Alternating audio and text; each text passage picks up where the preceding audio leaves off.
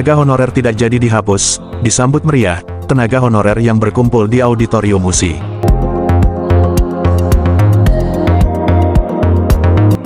MSTV melaporkan Kamis tanggal 6 Juli tahun 2023 sore.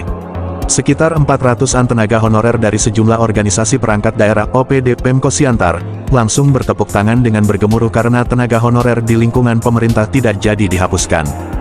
Pernyataan bahwa tenaga honorer tidak jadi dihapus termasuk di Pemko Siantar itu, disampaikan Ketua Komisi 2 DPR RI, Ahmad Doli Kurnia Tanjung pada pertemuan di Auditorium Universitas Simalungun, USI Kota Siantar, pada hari Kamis tanggal 6 Juli tahun 2023. Ahmad Doli Kurnia Tanjung menjelaskan, tidak jadinya tenaga honorer dihapus sampai batas waktu 28 November 2023, sesuai peraturan pemerintah PP nomor 49 tahun 2018. Karena, DPR RI melalui Komisi 2 telah mengesahkan Undang-Undang ASN yang baru, ada rencana pemerintah di daerah untuk tidak membuat anggaran honorer pada APBD 2024. Untuk itu para tenaga honorer khususnya di Pemko Siantar tidak perlu lagi resah, ujar Ahmad Doli Kurnia Tanjung didampingi Ketua DPD Partai Golkar, Mangatas Silalahi, Ketua DPD Partai Golkar Simalungun dan para anggota DPRD Siantar dari fraksi Partai Golkar.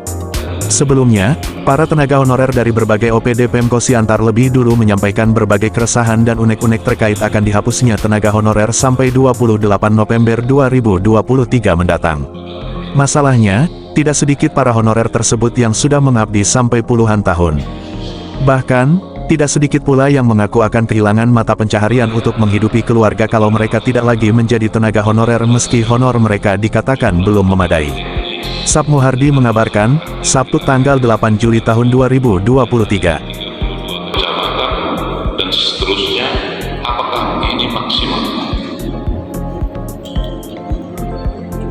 Kemudian, jadi saya di sini tidak bercerita tentang kepentingan Bapak Ibu, tapi ini adalah kepentingan pemerintah dalam meningkatkan pelayanan terhadap masyarakat.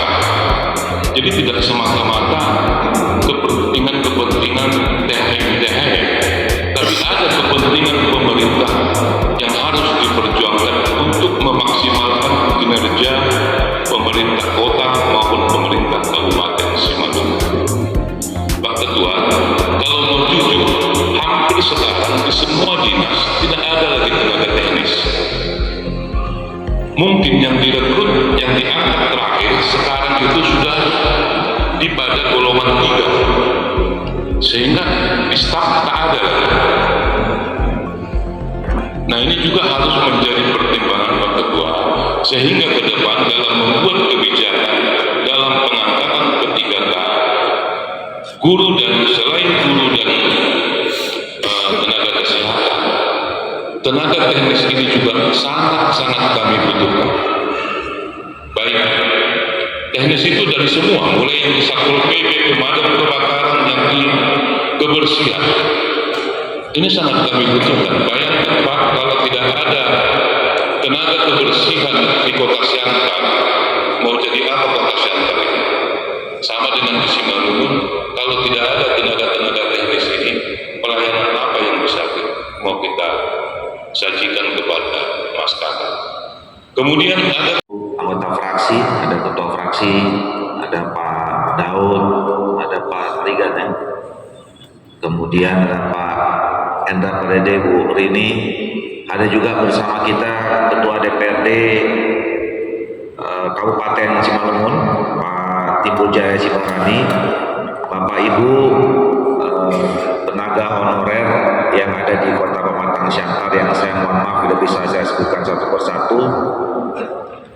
Pertama tentu kita bersyukur bahwa hari ini ada pertemuan yang sebetulnya ini pertemuan secara tiba-tiba, ya.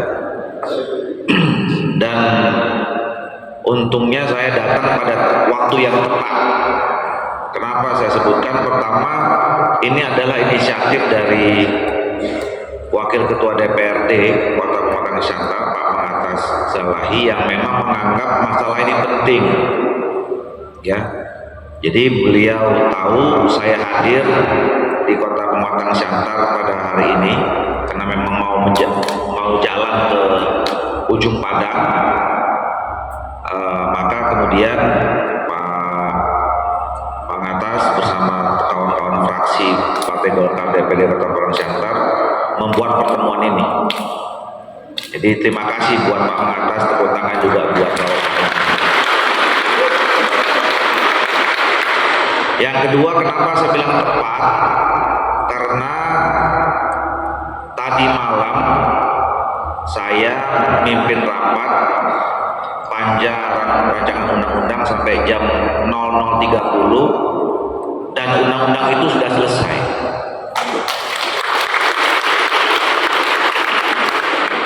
Jadi Bapak Ibu sekalian, kami di Komisi 2 itu membahas rancangan undang-undang itu selama 8 kali masa sidang.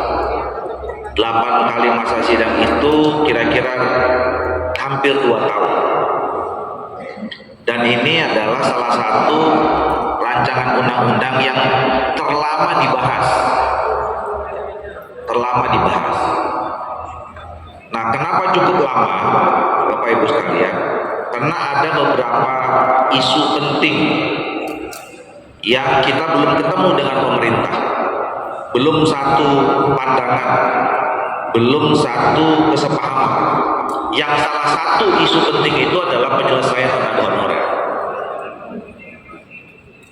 Kami bertahan, ya, karena awal-awalnya pemerintah seolah-olah kurang responsif, ya, terhadap penyelesaian tenaga honorer. Sementara kami di Komisi 2, hari pertama saja kami dilantik menjadi anggota DPR, itu sudah didatangi oleh Bapak Ibu tenaga honorer dari seluruh Indonesia. Mungkin sampai hari ini sudah ribuan Bapak Ibu yang mewakili seluruh tenaga honorer di Indonesia ini datang ke DPR menyampaikan aspirasinya, termasuk tadi Bapak yang dari Satpol PP itu, ya. Dan kami tidak pernah tidak menerima, ya, bahkan dalam rapat pun bersama menteri ada yang minta kirim surat resmi, boleh nggak kami hadir Pak? Boleh, silakan, datang silakan. Jadi buat saya dan teman-teman di Komisi 2 itu, ini masalah yang sangat serius yang kami dapatkan aspirasinya dan kami perjuangkan sampai sekarang. Makanya undang-undang itu tidak selesai, belum selesai sampai. Nah, akhirnya kita melakukan lobby terus, pendekatan, diskusi sama pemerintah, ketemulah kata kesepakatan itu. Nah, undang-undang itu bisa selesai sampai tadi malam itu karena selesai begini, ya, selesai. Jadi penyelesaian undang-undang itu ada 3 tahap Bapak Ibu sekalian. Ya. Pertama, selesai di tingkat